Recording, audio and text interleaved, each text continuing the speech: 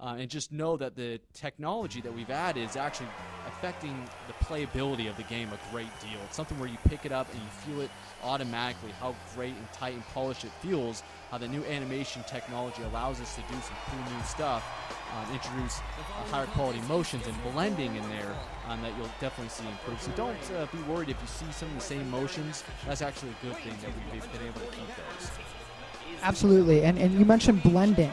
For the folks out there, what is animation or what is animation blending or blending? What is that? Basically, that's what we typically do between going from one move to the other, the transition. The transition, to be able to make that look seamless, is very important so that you don't see some jitteriness with the animation, or what we call warping, where they automatically zoom into another area. We want to make those transitions look really smooth. If the transitions are smooth, the gameplay will flow real nice, it will look great, it will feel better, and then it won't take you out of the simulation.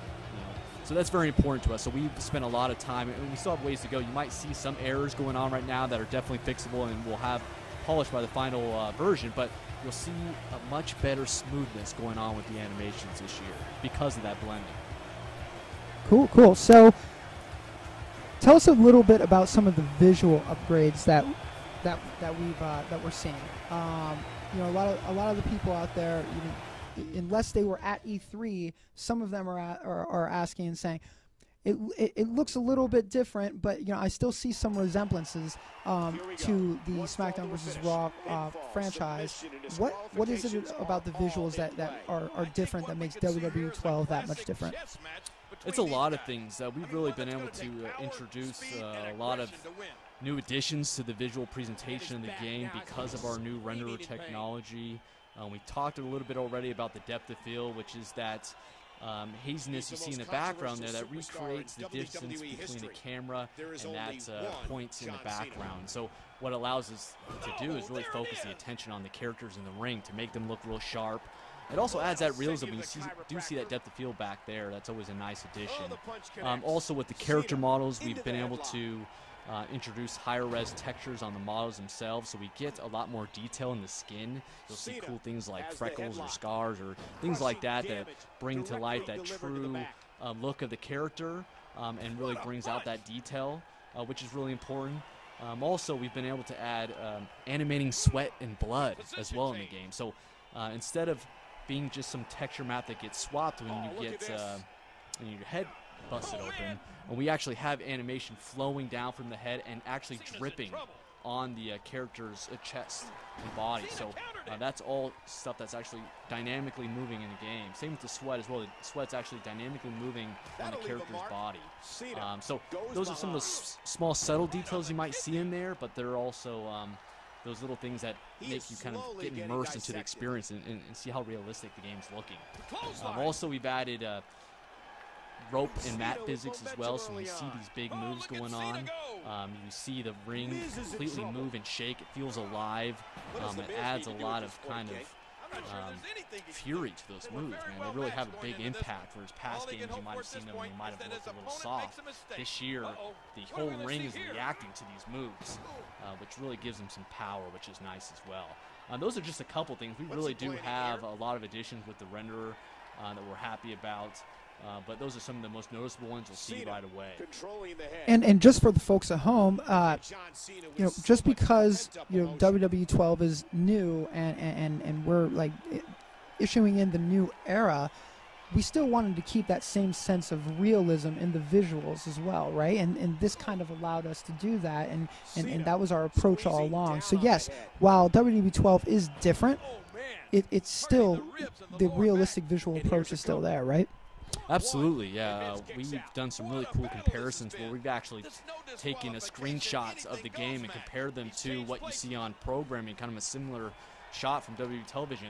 Boy, it's looking almost identical. It's getting really scary. We like to do that comparison just to see kind of where we're off, how we're looking good, things like that. And so that's always exciting to see how close we are to matching programming. And we still have ways to go, but we feel good about our progress so far and the potential.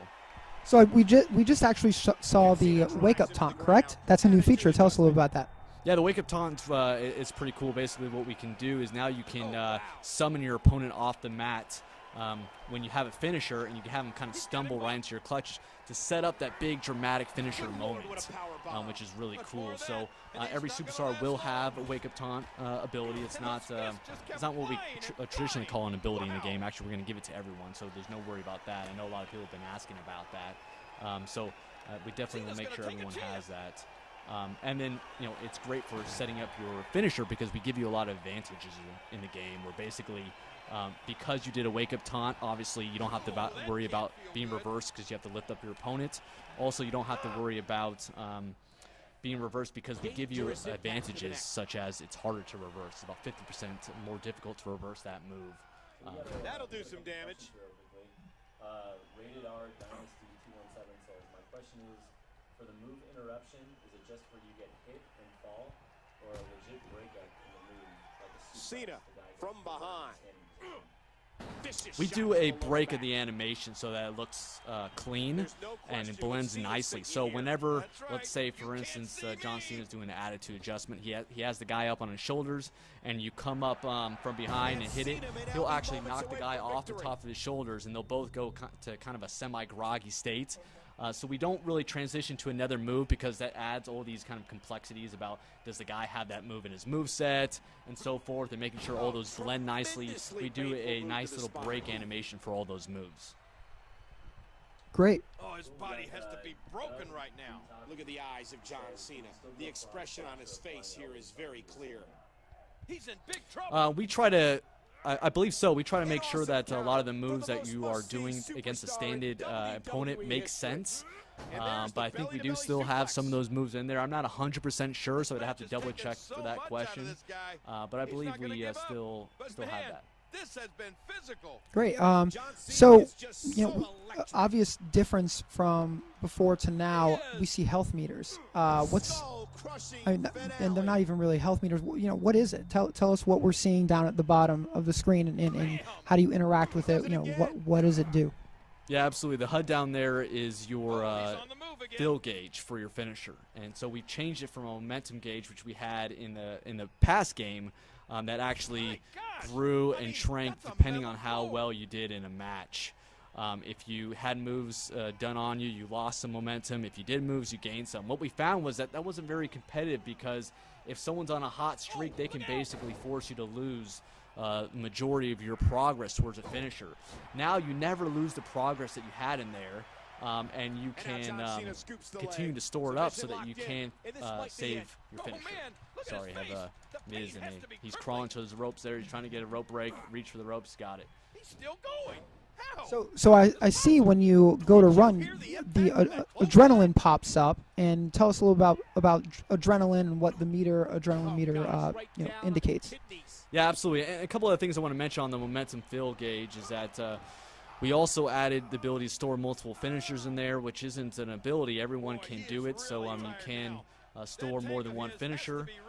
The adrenaline meter is a meter that kind of governs how long you can run for. Kind of similar to our stamina system in the past.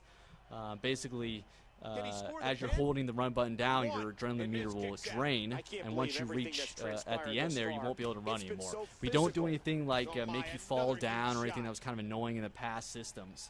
What we do is we just force you to start walking at that point. Also, if you are being Irish whip, it won't take away from it as well. If you're Irish whip, you still will run even though your adrenaline meter is empty. So that is basically game designer Brian Williams' way saying to Greg Miller, "You can't see me," right? Yeah, absolutely. The whole purpose behind it was to reduce the spamming of run attacks and really to kind of govern that. Of course, if you don't like the adrenaline system, you can always turn it off in the options. We always give you that option. But it is something that kind of makes the experience more competitive if you do have a way to kind of govern that running spam. Cool. So you won again, and I know some questions that have come up are victory celebrations. Any new ones this year? And or are they mapped to superstars that correctly? I mean, not really correctly. That's a strong word, but so that it's believable. Of like say a bad guy wins, and I'm not going to use the actual other terms, but bad guy wins, and he what's the are we kind of conscientiously, smartly mapping those this year, or what's going on with some of the winning celebrations? Yeah, I've read a lot of those comments about the